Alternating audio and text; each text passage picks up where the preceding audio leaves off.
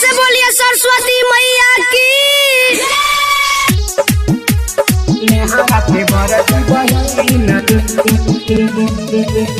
नेहा के भरत बहिन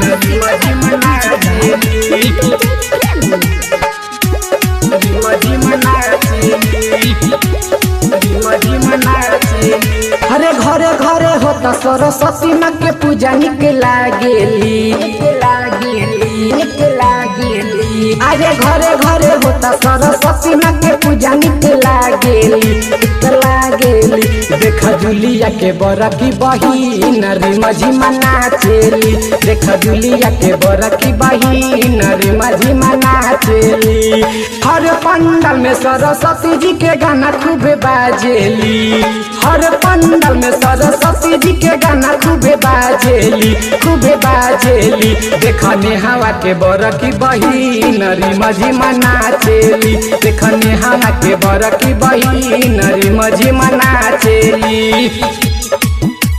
नेहा के बरकी बहिन नेहा के बरकी बहिन रिमझी मना चेली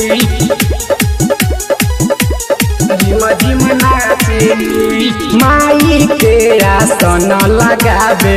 नीलुआ के दीदी पंडित जी बता रे पूजा के विधि माई के आसन लगावे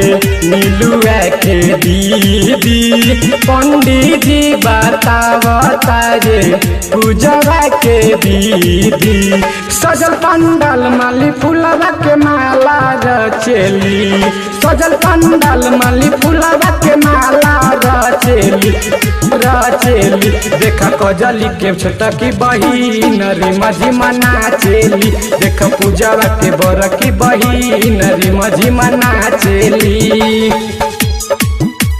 नेहा के बरकी बहिन